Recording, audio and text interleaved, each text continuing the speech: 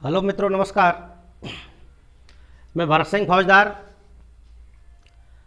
Aravalli public senior secondary school Kathumar की online कक्षा में विषय विज्ञान मैं आपका एक बार पुनः हार्दिक अभिनंदन और स्वागत करता हूं।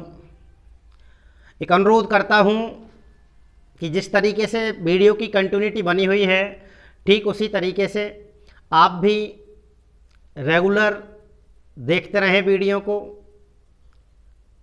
और साथ ही साथ नोट्स बनाते चलें। वैश्विक महामारी के कारण समय का अभाव, इस वजह से जो भी टॉपिक्स यहाँ चल रहे हैं इनको आप अभी से क्लियर करते चलें। तो पिछली क्लास में हमने आनुवंशिक शब्दावली में कुछ परिभाषाओं पर जिक्र किया था। जीन के बारे में बताया, युग्म विकल्पी, समयुग्मजी, विषम युग्मजी, प्रभावी और अप्रभावी लक्षण, लक्षण प्रारूप, जीन प्रारूप, एक संकर संकरण, द्विसंकर क्रॉस, त्रिसंकर क्रॉस, बहुसंकर संकरण, परीक्षण संकरण, व्युत्क्रम संकरण, संकर पूर्वज संकरण, इन परिभाषाओं के बारे में बिल्कुल जान लिया था। व्युत्क्रम संकरण की परिभाषा बताई थी मैंने आपको लास्ट क्षणों में। पिछली क्लास में बताया था कि नर पादप ए कैपिटल टी को नर मान लिया जाए और स्मॉल टी बी पादप को मादा मान करके क्रॉस कराया जाए। दूसरी बार में स्मॉल टी बी पादप को नर के रूप में और कैपिटल टी नर पादप को मादा के रूप में प्रयुक्त कर क्रॉस किया जाता है, तो उसको क्या कहते हैं? अपन व्युत्क्रम संकरण कहते हैं। कुछ परिभाषाएं और हैं, आइए बढ़ाते हैं आगे क्रम को। तो क्रमानुसार अगली डेफिनेशन है आपकी जनक पीढ़ी। कौन सी पीढ़ी? जनक पीढ़ी, पेरेंटल जनरेशन।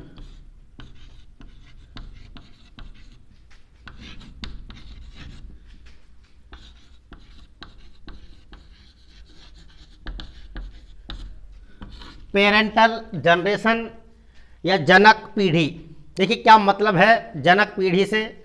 जनक का तात्पर्य है पैदा करने वाले, यानी कि संतति को प्राप्त करने के लिए जिन पौधों में क्रॉस कराया जाता है उन्हें क्या कहते हैं? जनक पीढ़ी कहा जाता है। जनरेशन प्राप्त करने के लिए, संतति प्राप्त करने के लिए जिन पौधों में संकरण कराया जाता है, आई मीन क्रॉस कराया जाता है, वो क्या बनाते हैं? जनक पीढ़ी बनाते हैं, अर्थात जनक पीढ़ी कहलाती है। आइए लिख लेते हैं।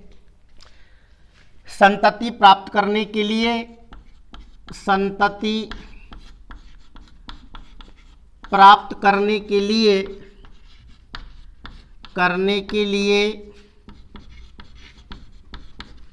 जिन पौधों में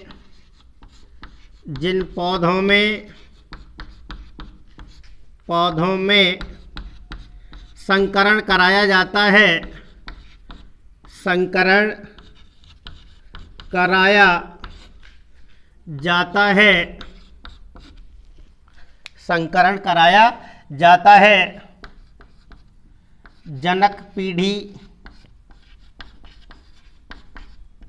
संतति प्राप्त करने के लिए जिन पौधों में संकरण कराया जाता है जनक पीढ़ी कहलाती है।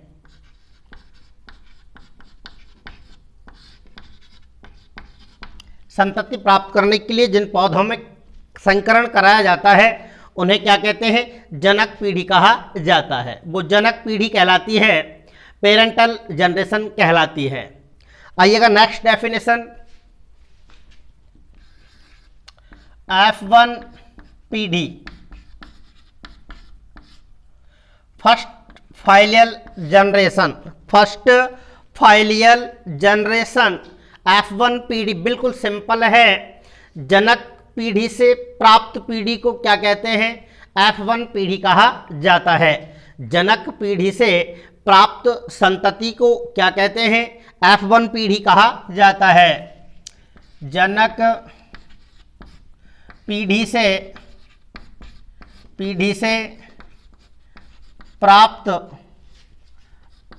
प्राप्त संतति को प्राप्त संतति को क्या कहते हैं बच्चों?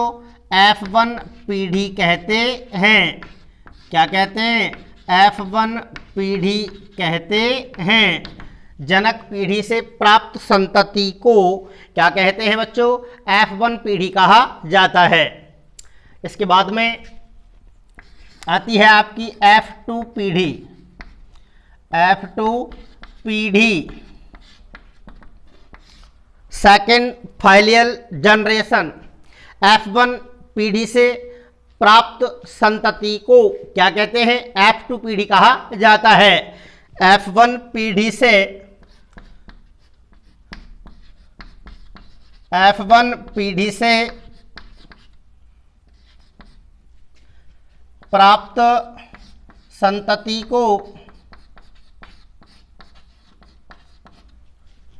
को F2 पीढ़ी कहते हैं। F2 पीढ़ी कहते हैं। कौन सी पीढ़ी कहते हैं बच्चों? F2 पीढ़ी कहते हैं। अब यदि आगे आपसे पूछ लिया जाए, ये 7 तक चलती है पीढ़ी, F1 पीढ़ी, F2, F3, F4, ऐसी F3 की यदि पूछा जाए तो F2 पीढ़ी के संकरण से या F2 पीढ़ी से प्राप्त जो जनरेशन होती है उसको क्या कहेंगे अपन? F3 पीढ़ी कहेंगे। कौन सी पीढ़ी कहेंगे? F3 पीढ़ी कहेंगे। नेक्स्ट डेफिनेशन है एक संकर अनुपात। एक संकर अनुपात। नेक्स्ट डेफिनेशन है एक संकर अनुपात। जैसा कि हमने एक दिन आपसे जिक्र किया था, मेंडल ने 2 प्रयोग किए थे। एक प्रयोग था एक संकर संकरण प्रयोग, दूसरा प्रयोग था द्विसंकर संकरण प्रयोग। इन प्रयोगों को बेस मान करके, आधार मान करके मेंडल ने वंशागति के प्रमुख नियमों का क्या किया? प्रतिपादन किया। तो एक संकर संकरण की डेफिनेशन भी पहले भी बताई थी आपको। जब एक जोड़ी लक्षणों की वंशागति का अध्ययन एक साथ किया जाता है तो उसको क्या कहते हैं? एक संकर संकरण या एक संकर क्रॉस कहते हैं। जब एक जोड़ी लक्षणों की वंशागति का अध्ययन एक साथ किया जाता है तो उसे क्या कहते हैं? एक संकर संकरण कहा जाता है। ओके, तो एक संकर संकरण के प्रयोग जो था, एक संकर संकरण प्रयोग पर मेंडल ने वंशागति के प्रमुख 2 नियमों का प्रतिपादन किया, जिनमें पहला नियम है प्रभाविता का नियम और दूसरा नियम है पृथक्करण का नियम या युग्मकों की शुद्धता का नियम। तो प्रथम 2 नियम तो हैं एक संकर संकरण प्रयोग पर आधारित, और जो वंशागति का तृतीय सिद्धांत है वो है द्विसंकर संकरण प्रयोग पर आधारित। 2 जोड़ी विपर्यासी लक्षणों को ध्यान में रख करके कराया गया क्रॉस क्या कहलाता है? द्विसंकर संकरण कहलाता है। इसी प्रकार से एक जोड़ी विपर्यासी लक्षणों को ध्यान में रख करके कराया गया क्रॉस क्या कहलाता है बच्चों? एक संकर संकरण कहलाता है। तो एक संकर संकरण से या एक संकर क्रॉस से प्राप्त अनुपात को क्या कहते हैं अपन? एक संकर अनुपात कहते हैं। एक संकर संकरण से प्राप्त अनुपात एक संकर अनुपात कहलाता है। एक संकर संकरण प्रयोग से प्राप्त अनुपात को ही एक संकर अनुपात कहा जाता है। ऐसे ही अगली डेफिनेशन पढ़ेंगे आप द्विसंकर अनुपात की। तो द्विसंकर संकरण प्रयोग से प्राप्त जो अनुपात होता है उसको क्या कहते हैं अपन? द्विसंकर अनुपात कहते हैं। क्या कहते हैं? द्विसंकर अनुपात कहते हैं। आइए लिख देते हैं बोर्ड पर इन दोनों परिभाषाओं को। एक संकर अनुपात, एक संकर संकरण से प्राप्त अनुपात को एक संकर संकरण से प्राप्त अनुपात को एक संकर अनुपात कहते हैं। एक संकर अनुपात कहते हैं। इसका मान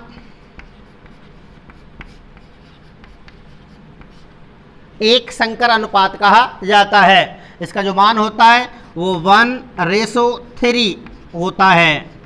यदि आपसे शॉर्ट में पूछा जाए कि एक संकर अनुपात होता है तो आपका जवाब क्या है? 1:3, 1:3 को ही क्या कहते हैं अपन? एक संकर अनुपात कहते हैं। ओके, इसी प्रकार से अगला है आपका द्विसंकर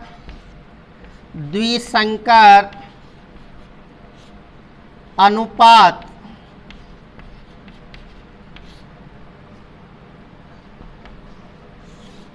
द्विसंकर अनुपात, तो देखिए द्विसंकर अनुपात में क्या लिखेंगे आप? द्विसंकर संकरण से प्राप्त अनुपात को क्या कहते हैं? द्विसंकर अनुपात कहा जाता है। द्विसंकर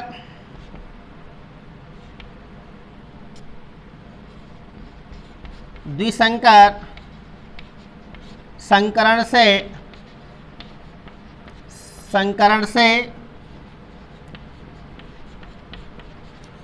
प्राप्त अनुपात को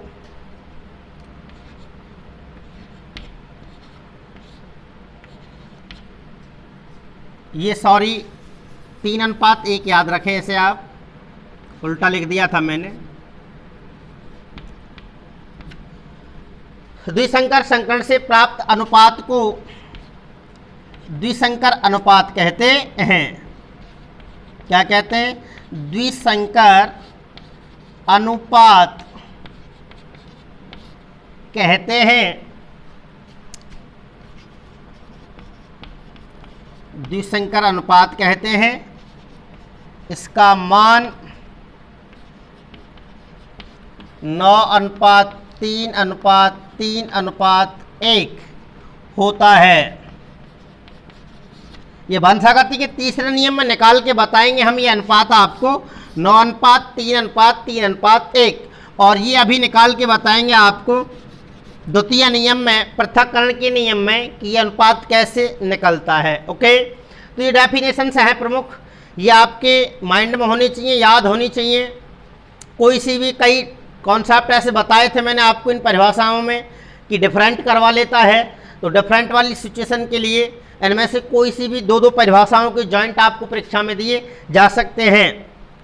तो इस तरीके से इसका आपको विशेष ख्याल रखना है। आइए चलिए आगे बात करते हैं।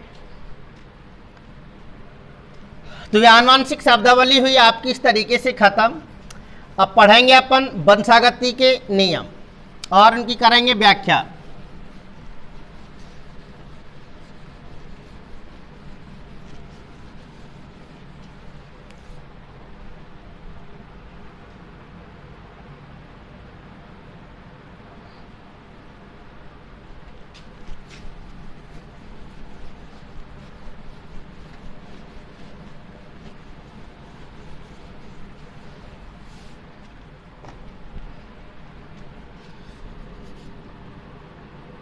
वंशागति के नियम।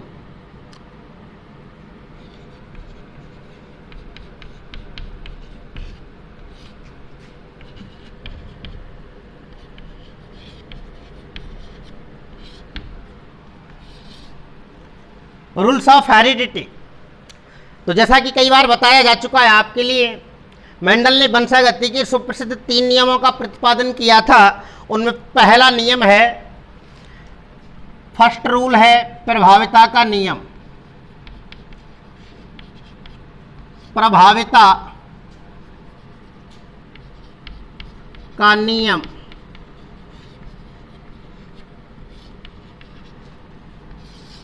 प्रभाविता का नियम। प्रभाविता के नियम को मेंडल की वंशागति का प्रथम सिद्धांत भी कहते हैं।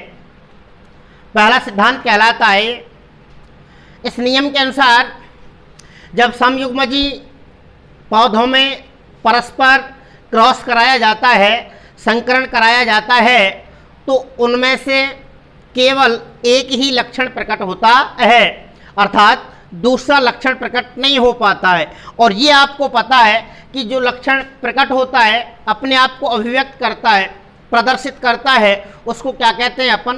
प्रभावी लक्षण कहते हैं। कौन सा लक्षण कहते हैं बच्चों? प्रभावी लक्षण कहते हैं। तो जो लक्षण यहाँ प्रकट होगा ना, वो प्रभावी लक्षण ही प्रकट होता है। अप्रभावी लक्षण को प्रकट होने से रोक लिया जाता है। मेरा मतलब है कि अप्रभावी लक्षण छिपा रह जाता है।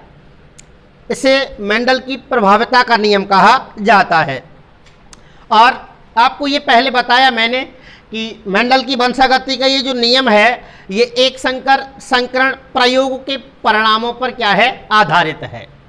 आइए लिख देते हैं इसे। मेंडल की वंशागति का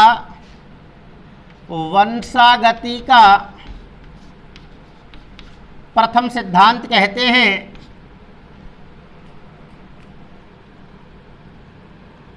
प्रथम सिद्धांत भी कहते हैं। इसे मेंडल की वंशागति का प्रथम सिद्धांत भी कहते हैं।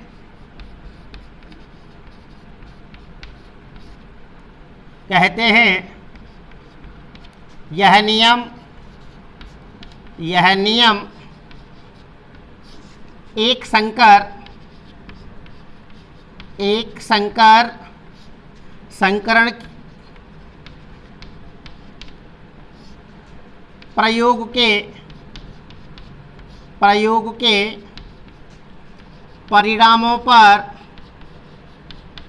प्रयोग के परिणामों पर आधारित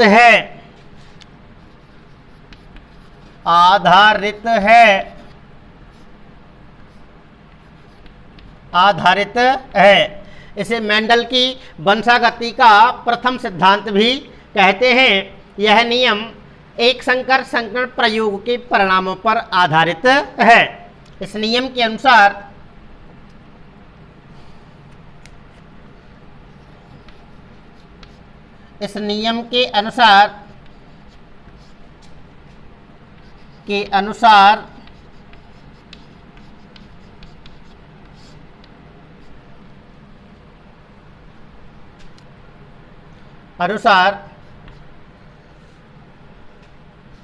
विपर्यासी लक्षणों वाले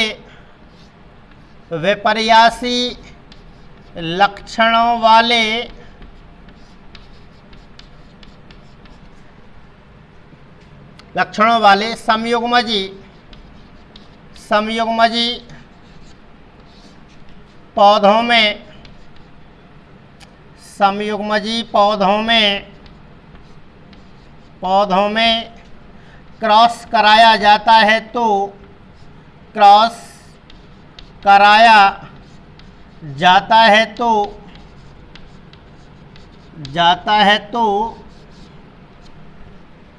विपर्यासी लक्षणों वाले संयुग्मजी पौधों में क्रॉस कराया जाता है तो F1 पीढ़ी में केवल प्रभावी लक्षण प्रकट होता है। अप्रभावी लक्षण को प्रकट होने से रोक लिया जाता है। इस नियम के अनुसार विपर्यासी लक्षणों वाले संयुग्मजी पौधों में क्रॉस कराया जाता है तो F1 पीढ़ी में केवल प्रभावी लक्षण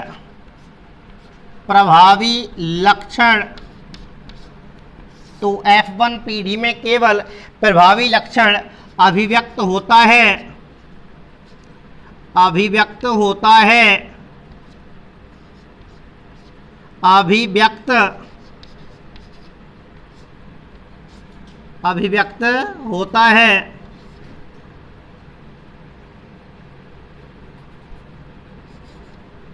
केवल प्रभावी लक्षण अभिव्यक्त यानी कि प्रकट होता है।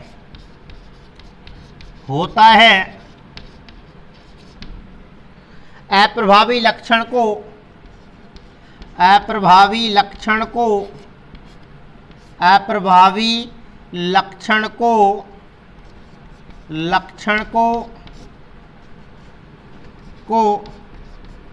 प्रकट होने से रोक लिया जाता है।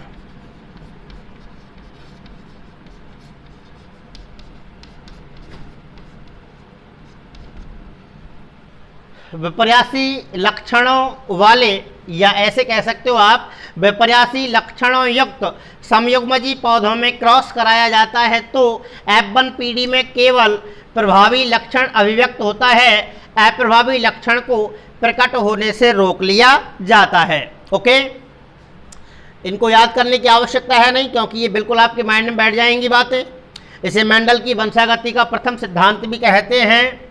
यह नियम एक संकरण प्रयोग के परिणामों पर आधारित है। इस नियम के अनुसार विपर्यासी लक्षणों युक्त समयुग्मजी पौधों में क्रॉस कराया जाता है तो F1 पीढ़ी में केवल प्रभावी लक्षण अभिव्यक्त हो पाता है, अर्थात प्रकट होता है, अप्रभावी लक्षण को प्रकट होने से रोक लिया जाता है। इसे ही मेंडल की प्रभाविता का नियम कहते हैं। इसे हम निम्न उदाहरण द्वारा स्पष्ट कर सकते हैं। एग्जाम्पल आपसे आना चाहिए, व्याख्या करने के लिए एग्जाम्पल आपके पास होना चाहिए, तो इसे हम निम्न उदाहरण द्वारा स्पष्ट कर सकते हैं। देखिए क्या एग्जाम्पल संलग्न कर रहा हूं मैं यहां से।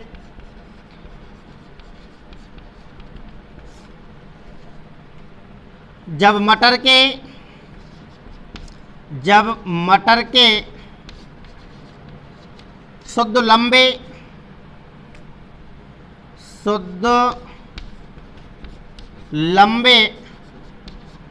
शुद्ध लंबे को व्यक्त कैसे करेंगे आप? Capital T and capital T. जब कैपिटल बना दिया तो समझ लीजिए प्रभावी लक्षण होगा। ये कैसा लक्षण होगा बेटा? प्रभावी लक्षण होगा। तो जब मटर के शुद्ध लंबे और शुद्ध बौने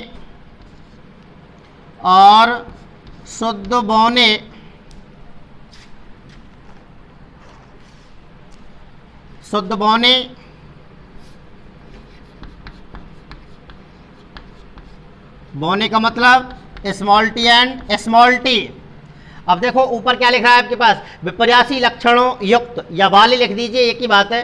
तो विपर्यासी लक्षण हो गया कि नहीं हो गए? लंबाई के, ये लंबापन हो गया और ये क्या हो गया? बौनापन हो गई। विपर्यासी स्वरूप की नहीं हो गई। और क्या कह रहा हूं मैं? समयुग्मजी। तो देखो दोनों विकल्पी समान है कि नहीं है? दोनों समान है कि नहीं है? तो बोलो समयुग्मजी हुए कि नहीं हुए ये? तो जब मटर की शुद्ध लंबे और शुद्ध बौने पौधों में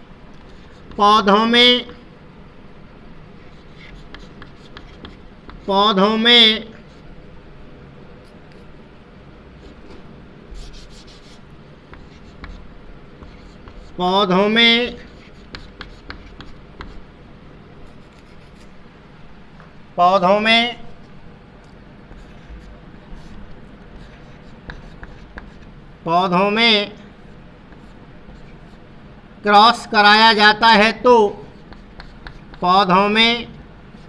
कराया जाता है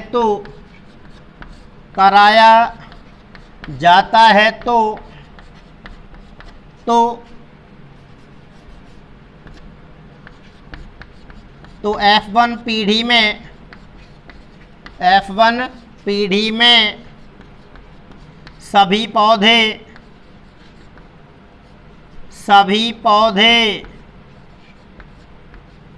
लंबे capital T and small T, ये विषमयुग्मजी लंबे होंगे। आपकी बात समझ में आ जानी चाहिए। यहाँ कह रहा हूं मैं कि केवल प्रभावी लक्षण अभिव्यक्त होता है, तो इसमें प्रभावी कौन है? Capital T. यही अभिव्यक्त होगा। बोलो होगा कि नहीं होगा? तो ये अभिव्यक्त होगा, ये छिपा रहेगा, ये दिखाई देंगे, ये दिखाई नहीं देंगे। तो F1 पीढ़ी में सभी पौधे लंबे कैपिटल टी स्मॉल टी विषमयुग्मजी लिख सकते हो आप, प्राप्त होते हैं।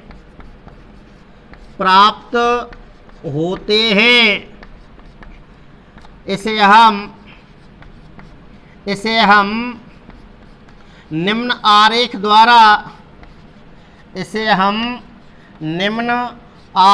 द्वारा प्रदर्शित कर सकते हैं। इसे हम निम्न आरेख द्वारा क्या कर सकते हैं, प्रदर्शित कर सकते हैं। तो देखिए अभी मैं आरेख बनाऊंगा आपके लिए, एक बार और इसे रिपीट कर देते हैं। मेंडल की जो प्रभाव्यता का नियम है, इसे मेंडल की वंशागति का प्रथम सिद्धांत भी कहते हैं। यह नियम एक संकर संकरण प्रयोग के परिणामों पर आधारित है। इस नियम के अनुसार विपर्यासी लक्षणों युक्त समयुग्मजी पौधों में क्रॉस कराया जाता है तो F1 पीढ़ी में केवल प्रभावी लक्षण अभिव्यक्त होता है, अप्रभावी लक्षण को प्रकट होने से रोक लिया जाता है। इसे ही मेंडल की प्रभाव्यता का नियम या मेंडल की वंशागति का प्रथम सिद्धांत कहते हैं। इसे हम निम्न उदाहरण द्वारा स्पष्ट कर सकते हैं। उदाहरण के लिए, जब मटर के शुद्ध लंबे कैपिटल टी समयुग्मजी हो गए और शुद्ध बौने स्मॉल टी ये भी कैसे हुए बेटा, समयुग्मजी हुए, पौधों में क्रॉस कराया जाता है तो F1 पीढ़ी में सभी पौधे कैसे प्राप्त होते हैं, लंबे प्राप्त होते हैं। इसे हम निम्न आरेख द्वारा स्पष्ट कर सकते हैं या प्रदर्शित कर सकते हैं। देखिए क्या आरेख बना सकते हैं, कैसे स्पष्ट कराएंगे इसको।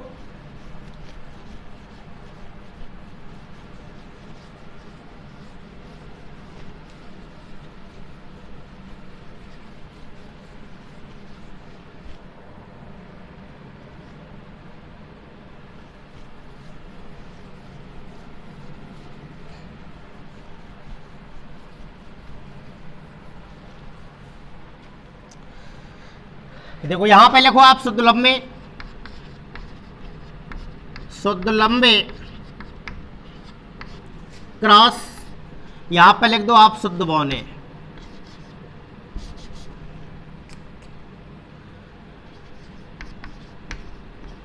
शुद्ध बौने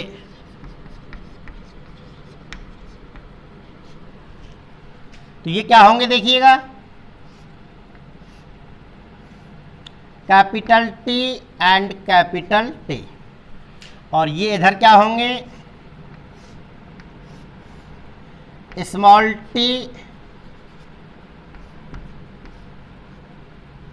एंड स्मॉल टी। बोलो समयुग्मजी ये है और समयुग्मजी भी क्या है, ये है। तो अब इनसे क्या बनेंगे बेटा, युग्मक बनेंगे, और युग्मक बनेंगे तो फिर उनको F1 पीढ़ी उनसे प्राप्त हो जाएगी कि नहीं हो जाएगी। तो पहले युग्मक बना लीजिए, इससे क्या बनेगा, ये कैपिटल टी, ओके।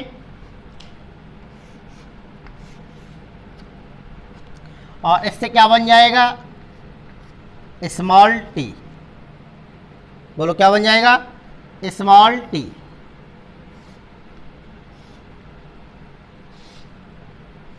ये स्मॉल टी आ गया, लिख सकते हो आप यहां पे युग्मक। क्या है ये, युग्मक। अब F1 पीढ़ी प्राप्त कर लीजिए, यहां लिख दो आप F1 पीढ़ी, इससे ये और इससे ये,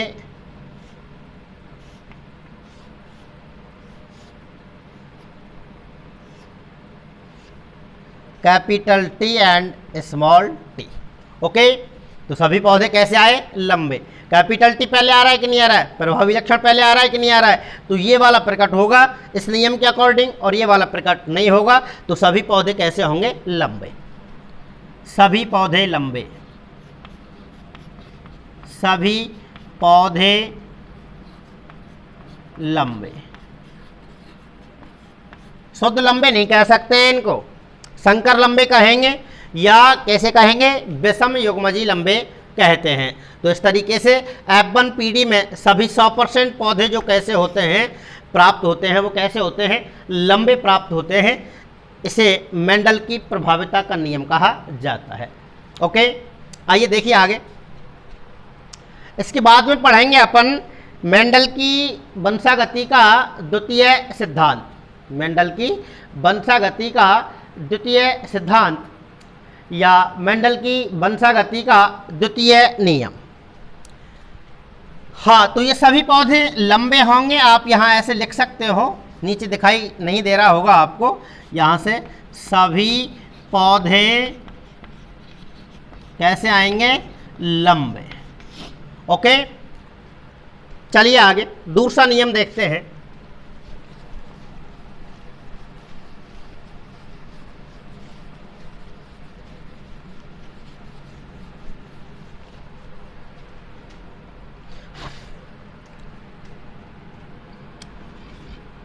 मेंडल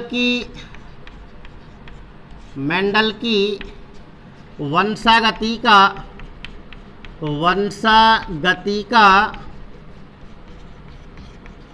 द्वितीय सिद्धांत।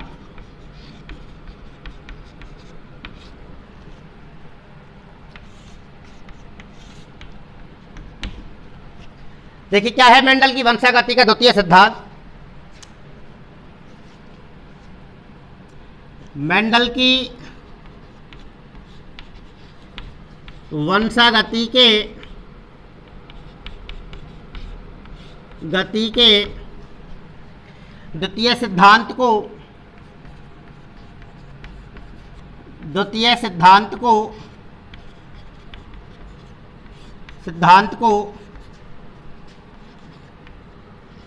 पृथक्करण का नियम या युग्मकों की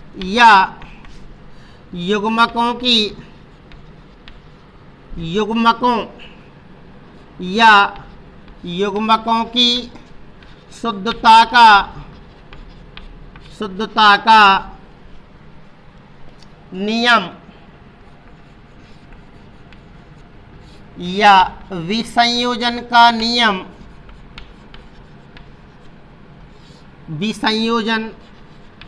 नियम भी कहते हैं।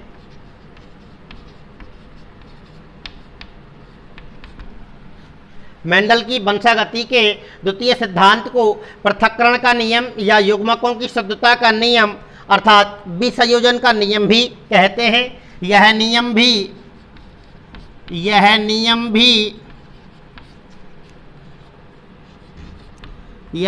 भी एक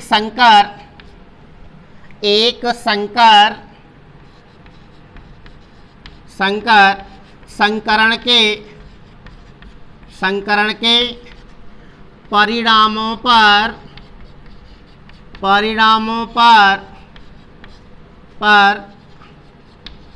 आधारित है।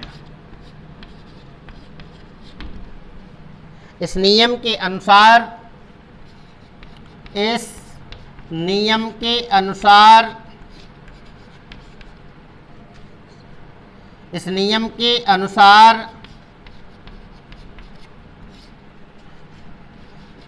युग्मक निर्माण के समय युग्म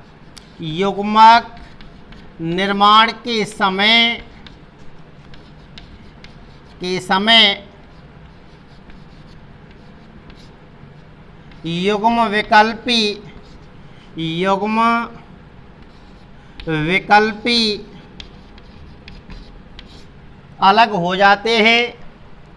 इस नियम के अनुसार युग्मक निर्माण के समय युग्म विकल्पी अलग हो जाते हैं।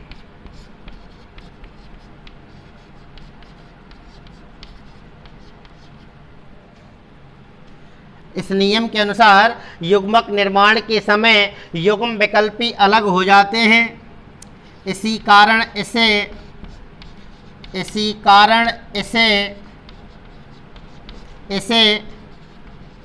पृथक्करण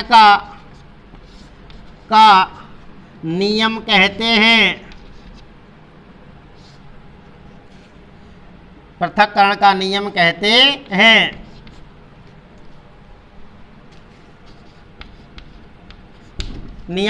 हैं। इस नियम के अनुसार युग्मक निर्माण के समय युग्म विकल्पी अलग हो जाते हैं, मेरा मतलब है पृथक हो जाते हैं। इस कारण से इसको पृथक्करण का नियम भी कहा जाता है। जैसे ही युग्मक प्राप्त होते हैं तो युग्मक निर्माण के समय ही दोनों जो युग्म विकल्पी होते हैं वो अलग हो जाते हैं, अर्थात एक युग्मक में सिर्फ एक विकल्पी जाता है, ऐसे कह सकते हैं। अर्थात एक युग्मक में एक युग्मक में युग्मक में सिर्फ एक विकल्पी जाता है, सिर्फ एक विकल्पी जाता है।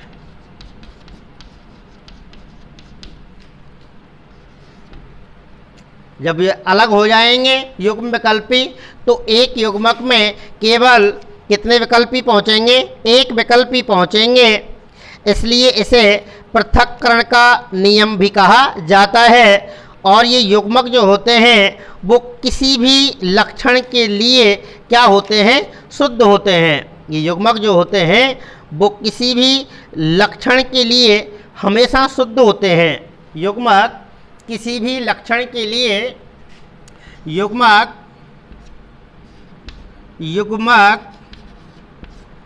किसी भी लक्षण के लिए किसी भी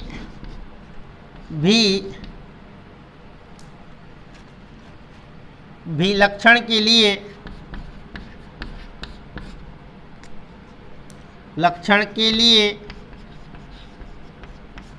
हमेशा शुद्ध होते हैं।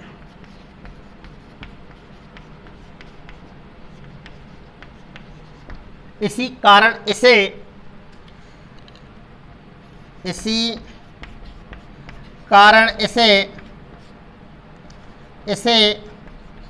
युग्मकों की शुद्धता